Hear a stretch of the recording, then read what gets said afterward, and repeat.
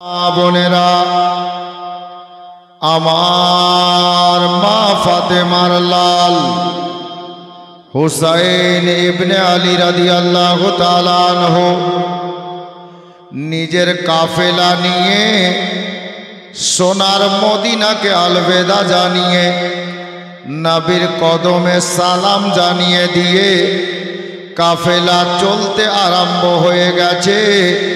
চলতে চলতে সোনার মদিনা থেকে আমার হুসাইনের কাফেলা খানা গিয়ে মক্কা নগরীতে বাবা পৌঁছে গেল। এইদিকে হুসাইনের কাফেলা মক্কা নগরীতে পৌঁছেছে। আল্লাহু আকবার কবীরা। যেমনই হযরতে হুসাইন ইবনে আলী মদিনা ছেড়ে মক্কা নগরী চলে গেলেন বাবা, এইদিকে মদিনা শহরে এলান হয়ে গেছে, মদিনার মাটিতে খবর হয়ে গেছে। ওরে জানিস রে? বলে কি রে ভাই, কি জানবো? লোকে বলা বলি করছে, বলে নবীর নাতি হুসাইন, ফাতেমার বেটা হুসাইন, মাওলা আলীর লাডলা দুলারা বেটা, ওই ইয়াজিদ নালাইকের মতো নালাইকের হাতে নিজের হাত দিয়ে বিক্রি হবেন না, মুরিদ হবেন না, ইয়াজিদকে নিজের ইমাম মানা যাবে না।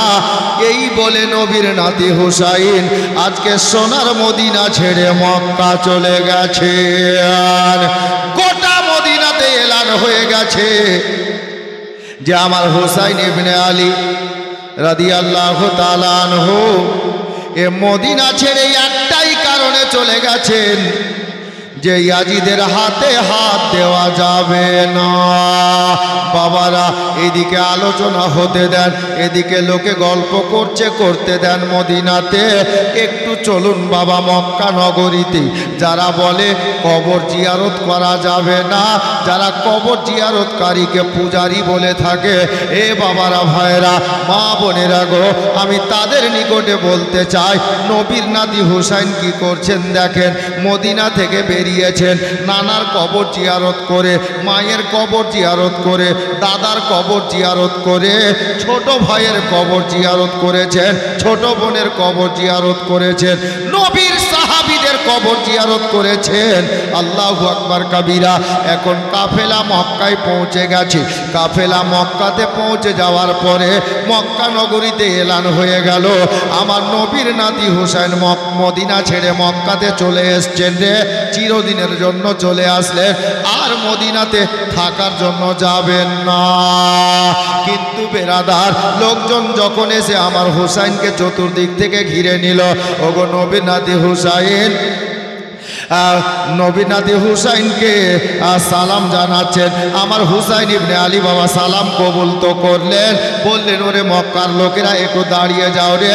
ব্যাডিং পত্র রেখে দিলেন, কাপড় ধরি ব্যাডিং পত্র যাহা কিছু ছিল বাবা সব রেখে দিলেন। বিবি বাল বাচ্চা মক্কাতে থাকলো বাবা।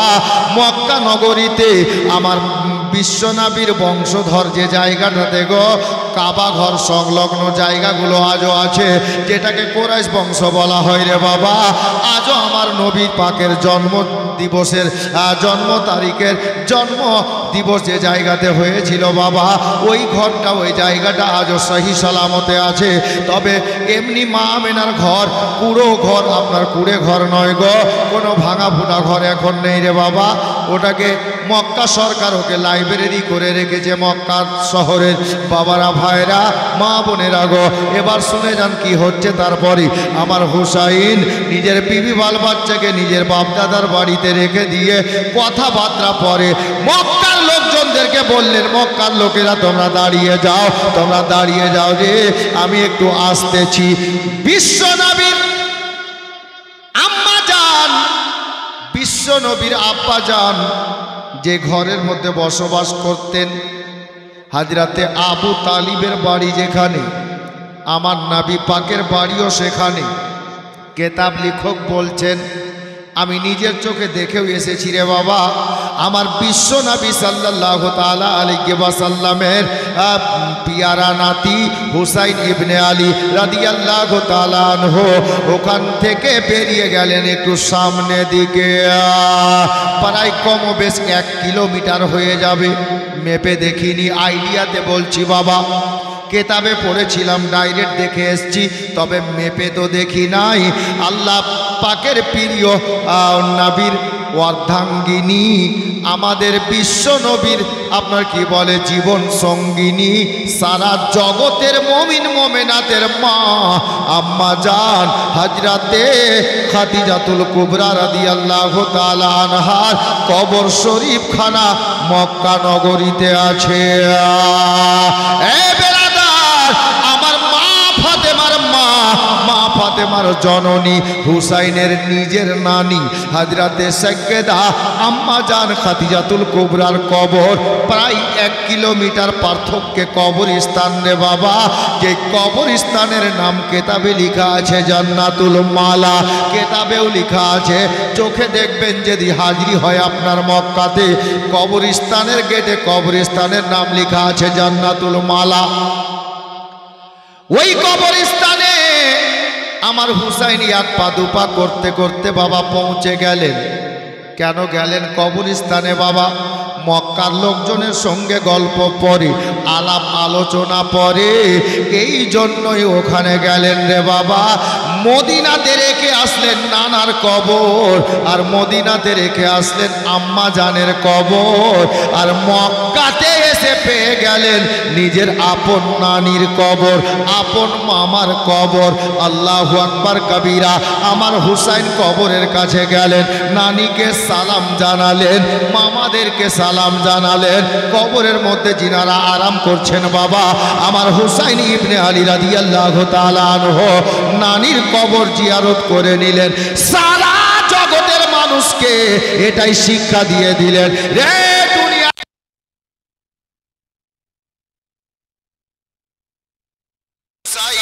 মদিনা ছাড়লা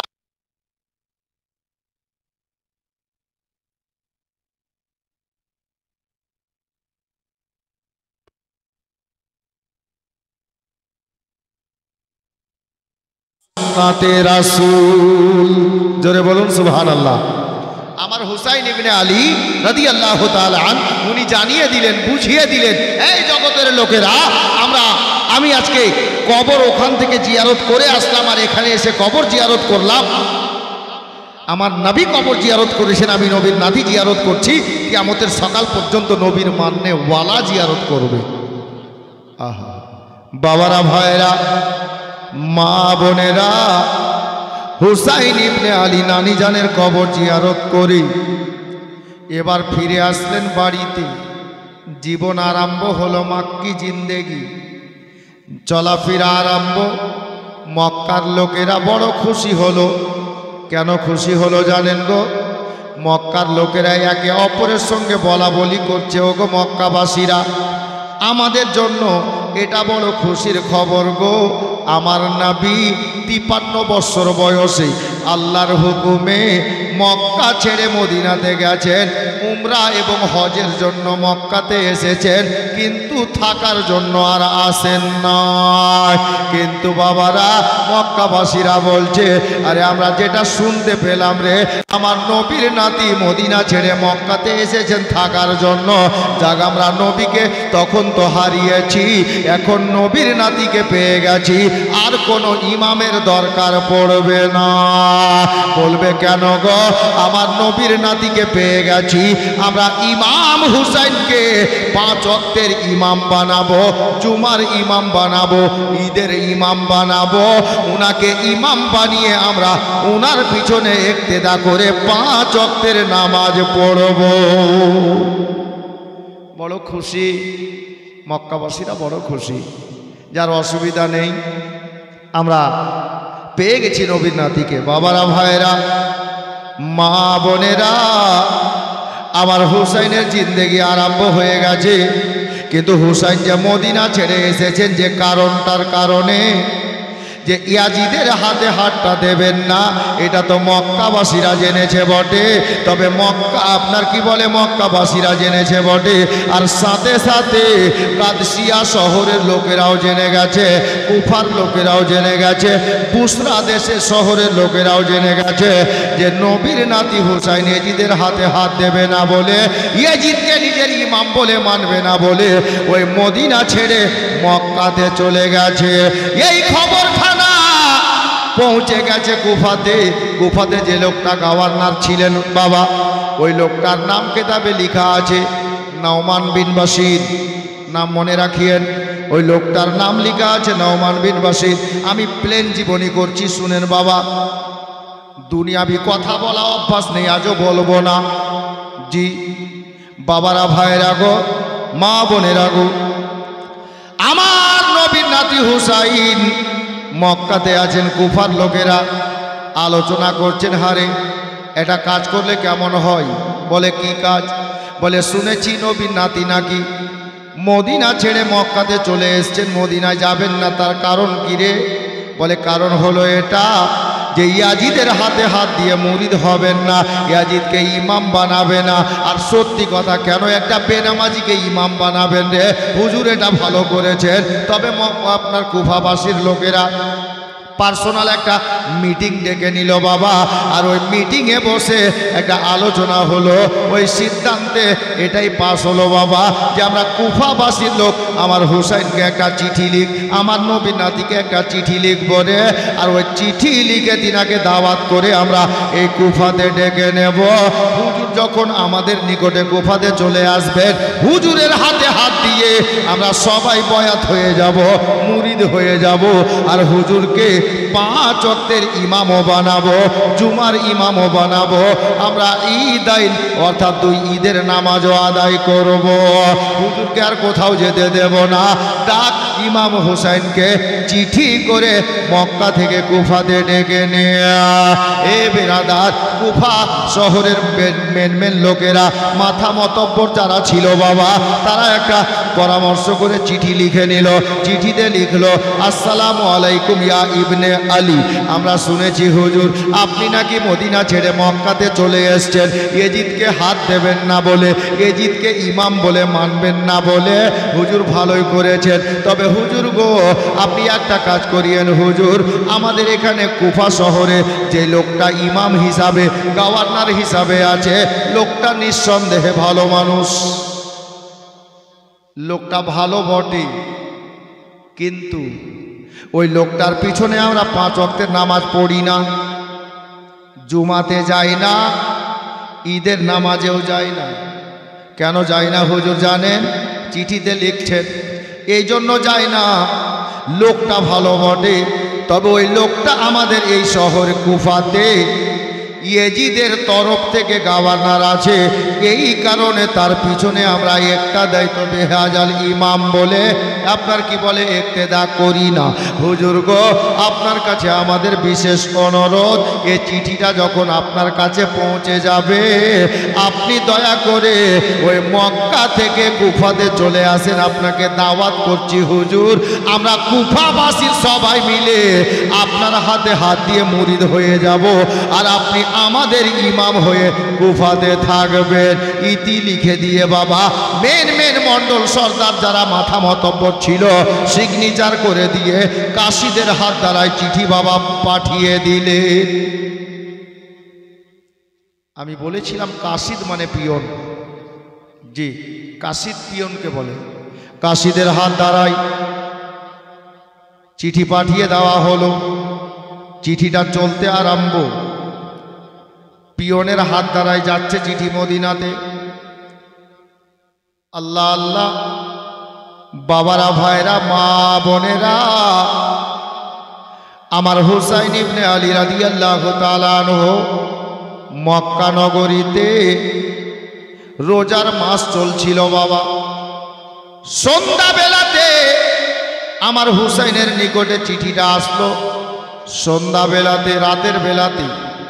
আল্লাহ আল্লাহ, হুসাইন ইবনে আলী চিঠিখানা নিলেন। চিঠিটা নিয়ে নেওয়ার পরে, চিঠি কোথা থেকে এসছে? বলে কুফা শহর থেকে। কুফা শহরের লোকেরা পাঠিয়েছেন।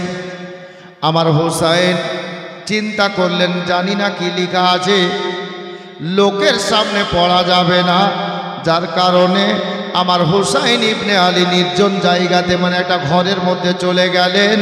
আর চিঠিখানাকে আপনার কি বলে আমার হুসাইন ইবনে আলী গো এবার খুলে নিলেন। বাবা পড়তে আছেন, সালাম পড়লেন, সালাম নেওয়ার পরে সালাম শোনার পরে উত্তর দিলেন আল্লাহু আকবার কবিরা। চিঠিটা পড়ে দেখে আমার হুসাইন ইবনে আলী কাউকে জানালেন না, চিঠিটা চিরতে যাচ্ছিলেন বাবা, চিঠিটা ফাড়তে যাচ্ছিলেন গো।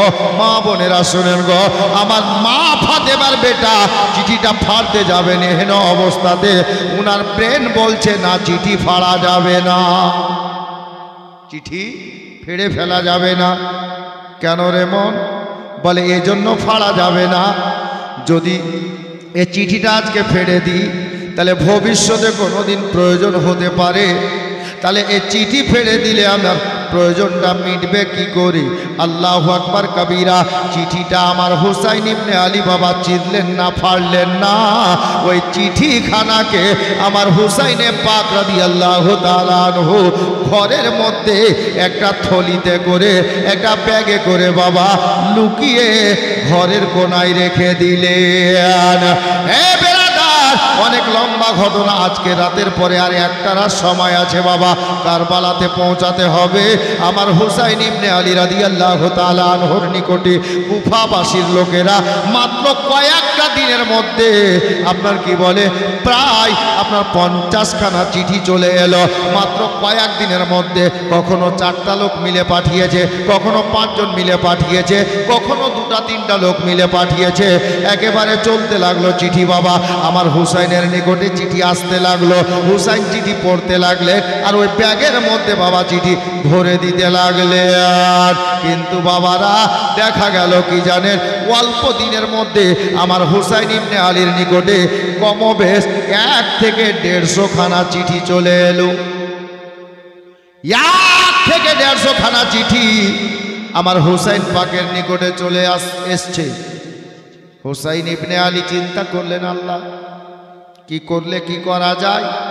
আচ্ছা একটা প্রশ্ন এখানে দাঁড়াচ্ছে বাবারা, আমার হুসাইনের নিকটে যে চিঠিখানা আসলো, রোজার মাস ছিল আপনার কি বলে প্রথম চিঠিখানা, ওই রোজার মাসের কত তারিখে আমার হুসাইন ইবনে আলীর কাছে চিঠিটা এসে পৌঁছেছিল জানেন?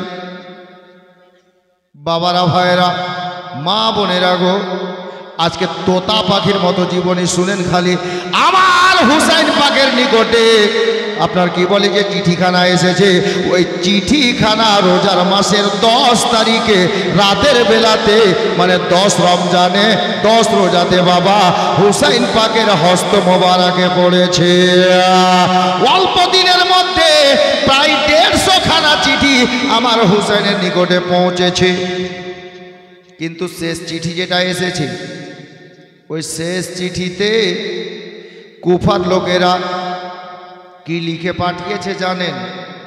কুফার লোকেরা লিখে পাঠিয়েছে, ওগো ইবনে আলী, ওগো হুসাইন ইবনে আলী, আমরা আর চিঠি লিখব না, আপনাকে 1টা নয় 2টা নয় প্রায় 1 থেকে 150 খানা চিঠি লিখে পাঠিয়েছি, আর 1টা চিঠিরও জবাব আপনি দেননি, আর আমাদের কুফাতে আপনি আসলেন না।